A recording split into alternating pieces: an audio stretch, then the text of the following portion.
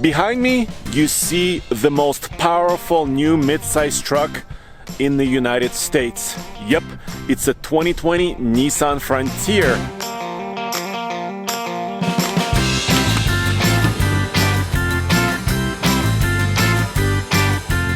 You might be saying, wait a minute, it looks basically the same as before. Yes, you're right, but it has a brand new engine, a 3.8 liter gas V6 and a 9-speed new automatic transmission.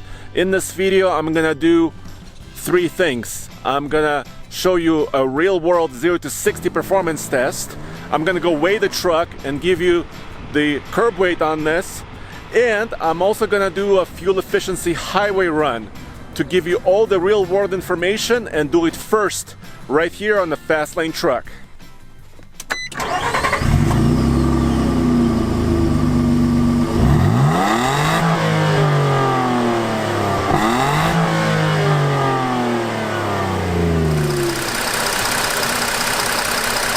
This is what it's all about. This new 3.8 liter gas V6 that Nissan says is basically all new. It's not really related to any other engine they have. It was built specifically for the United States market and specifically for the Nissan Frontier. And they're introducing this engine and transmission combination early in the current generation Frontier, but it's also going to be available in the all-new 2021 Frontier down the road. So this is a real-world preview of what to expect in the future as well. It's a direct injected engine. The power rating is 310 horsepower and 281 pound-feet of torque. So if you remember the old 4-liter, which is now discontinued, that's the same torque number as before, but 310 horsepower is class-leading. That's why it's the most powerful midsize truck on the market when it goes on sale in the spring of 2020. If you compare it against competition like the Chevy Colorado and GMC Canyon, the gas V6 in those trucks produces 308 horsepower, and the torque is also really good for a gas engine. I'm not comparing it against the diesels, obviously, because the diesels in the GM midsize trucks, that engine produces lots more torque, and there's an upcoming Jeep Gladiator diesel as well. But as far as gas engines are concerned and maximum horsepower, this is where it's at.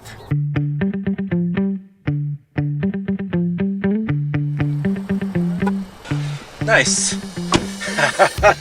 Okay, so this is going to be the first, I think the first on YouTube 0 to 60 test on the new 3.8 liter V6 from Nissan. For this first 0 to 60, I'm gonna turn off my traction control system and I'm gonna leave it in 2-wheel drive. I will also try it in 4-wheel drive high to see if I need it, if it becomes quicker. Remember, the previous engine, the 4-liter in the Frontier, did at a mile above sea level over here in Colorado, did a 9.68 0 to 60 acceleration.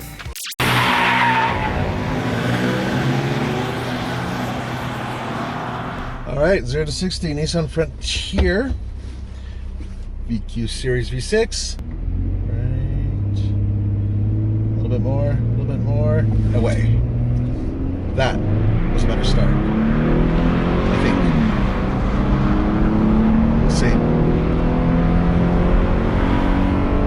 Yeah, it's my fastest time. 9.68. Let's see what I can do. I'm gonna brake torque it just a little.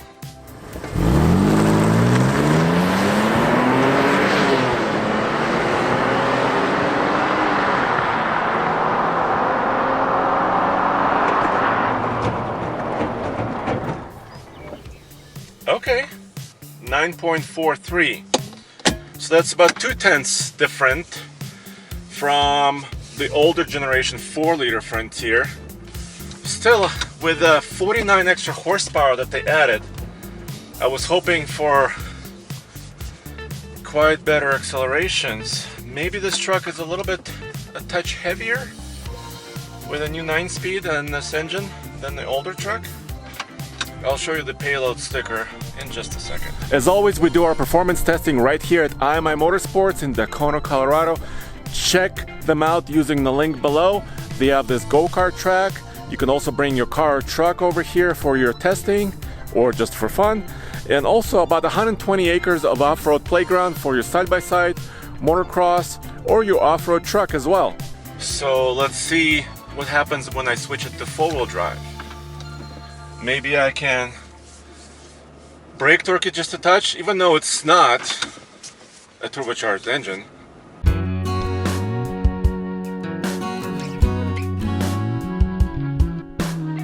By the way, this truck is pretty much broken in. It has about, what, 1,357 miles on the clock.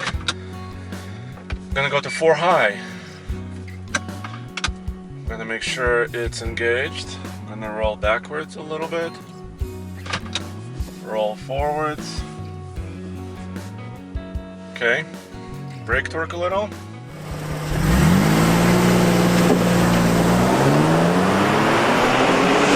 Better take off in four-wheel drive.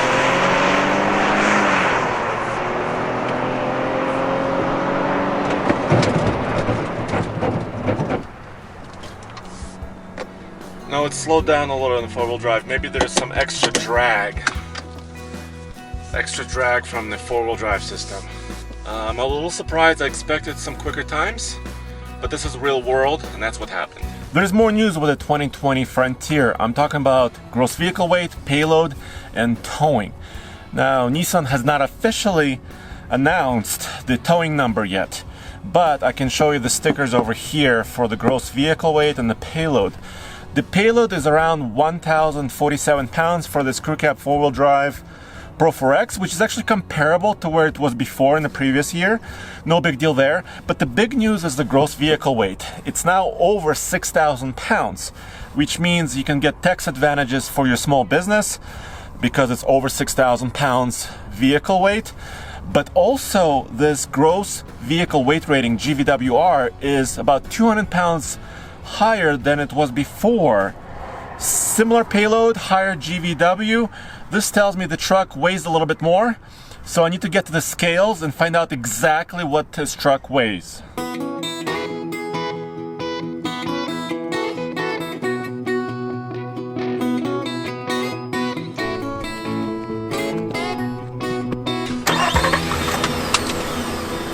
In this review, I'm also going to zero out the trip meter just for around town driving as I go between the track, the scales, my house, and the truck stop for the fuel efficiency. So you guys get a sense for kind of real world trip meter based fuel efficiency as well. And of course, I'm gonna do the at the pump measurement for the highway number so we can compare how it stacks up against other trucks. Here's a very quick driving impression. The transmission is just smooth. You can notice it immediately, and it's related in a big way to the new 2020 Nissan Titan. The new Titan also has a 9-speed. This transmission is basically in-house made by Nissan, and the transmission is not identical, but very much the same. I don't know if you saw that, but that was a Nissan Titan just randomly passing by. Yeah, around town driving is really nice. The engine is pretty smooth. The transmission shifts are almost imperceptible. It's a very interesting combination of old and new. The truck still feels small, nimble, lightweight. It's very simple. It's one of the more affordable trucks out there. But Nissan has not announced pricing yet. As of this review, we don't have price yet. The truck is going to be available in the spring of 2020, and I expect it still to be quite affordable, but the new powertrain, the transmission and the engine probably will add a little bit to the price. I just don't know exactly, or maybe Nissan is going to do something crazy and actually decrease the price. Who knows?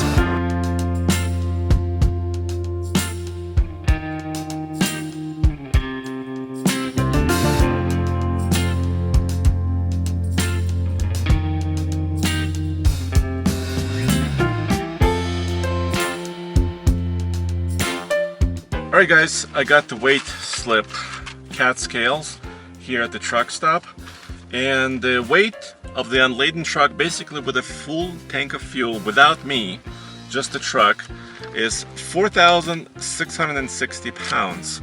I'm a bit surprised again because according to the sticker in the door, they did raise the gross vehicle weight rating to just above 6,000 pounds, 6,012. And if you calculate this, if you take the GVWR minus this, that means the payload of the truck is actually 1,352 pounds, which is really great. Very competitive, nice payload number for a four-wheel drive truck with a lot of options, but it doesn't match the sticker on the payload. That sticker says 1,047. So I'm a little bit confused, but pleasantly surprised. This truck did not appear to gain much weight over the previous version of the 2019 version. I'll have to get with Nissan and figure this out and check the discrepancy. But it's time for me to get on the loop and give you guys the real world highway MPG number verified at the pump.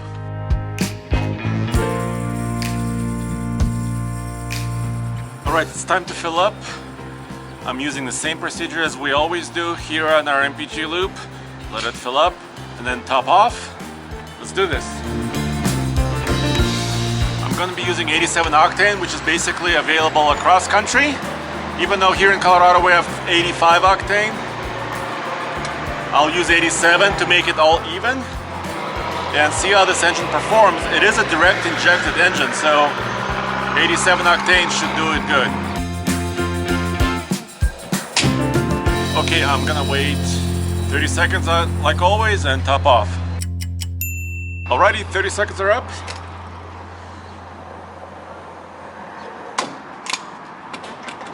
Let's see how this truck does on the highway. Okay, so I have just reset the MPG.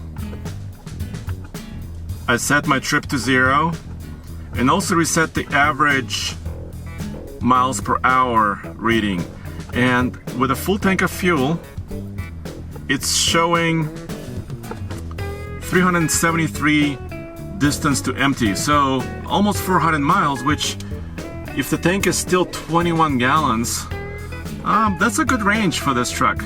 Let's see what happens. Okay, so I'm almost ready to run my fuel efficiency loop on the highway, but I promised you kind of a real world trip meter fuel efficiency running around from here to the track and back to my house and back. So right now the trip meter is showing 20.5 mpg, which is really great. I mean, it's really competitive with the other trucks in the segment, kind of mixed driving. And it's a big improvement over what Frontiers have done in the past. I mean, I remember getting about 15 or 16 mpg, sometimes 17 combined with an automatic. So I'm going to get on the highway and give you the real number when I get back.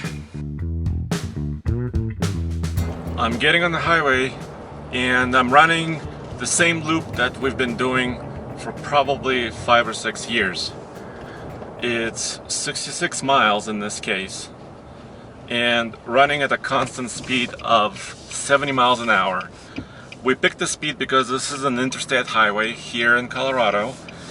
Speed limit is 75, but we're running just below speed limit, and we usually run at this speed with or without a trailer. In this video I'm not towing, that'll be a separate video, but I just wanted to give you a real world number. Just if you're using the truck as a runabout. So I'm gonna set my cruise control at 70 and I'm gonna verify it with an app called Altimeter, which is basically a GPS app on the phone which tells me what speed I'm going, just to make sure I'm going at 70 miles an hour, because it's not obvious by looking at the gauges. I checked the cruise control speed. I'm going 70 miles an hour based on the GPS reading, and I'm all happy. I'm also very happy that the engine is turning only what appears to be around 1600, maybe 1700 RPM. So in 9th gear, I'll just show you really quick.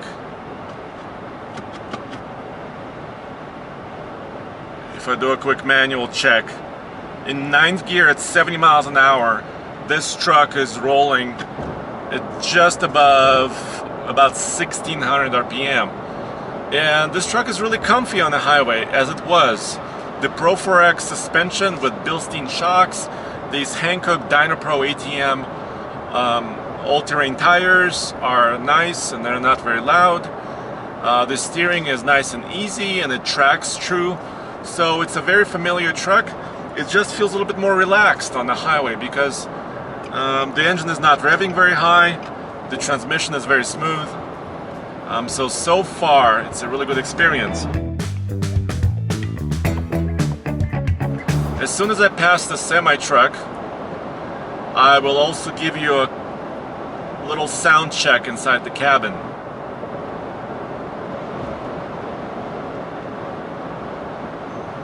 I'm seeing between 66 and 67 decibels. Anything below 70 decibels in a nice, comfortable truck. We've seen some newer trucks approach the 62 decibel mark, but still 66 to 67 is a really nice cabin, comfortable cabin for long distance cruising. So that's exactly what I'm gonna do going down this highway.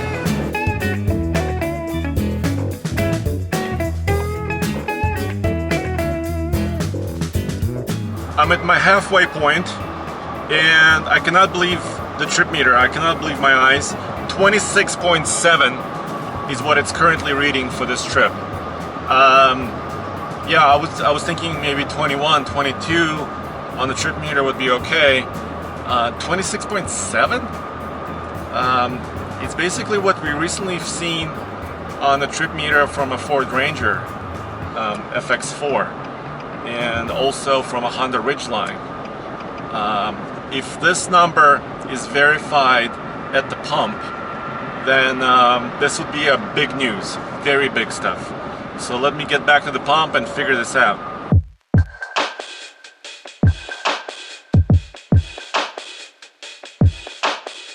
Alright guys, I'm back at the pump.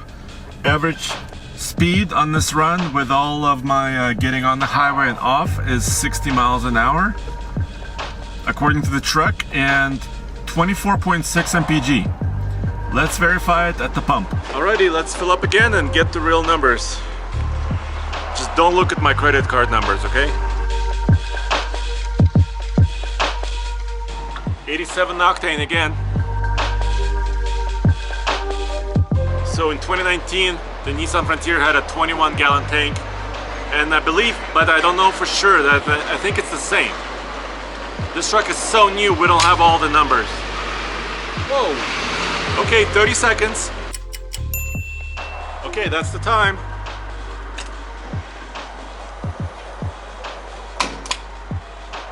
Ooh, it's under 3. Let me show you.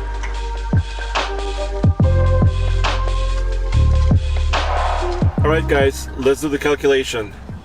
66 miles loop, divide by 2.932.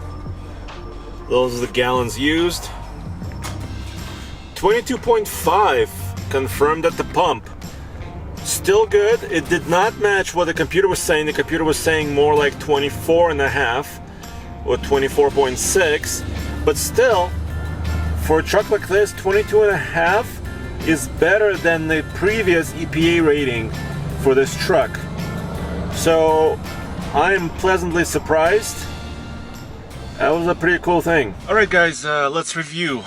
So on the 0 to 60, I was surprised because the truck was slower than what I was expecting. On the payload number, I was surprised because the payload, according to the ticket, is actually higher than in the door sticker. That's a good thing. Just need to figure out why it's different. And finally, on the fuel efficiency, this is a pretty efficient truck now. 22.5 mpg on the highway. It's better than we've done in many other trucks on this loop or on long road trips.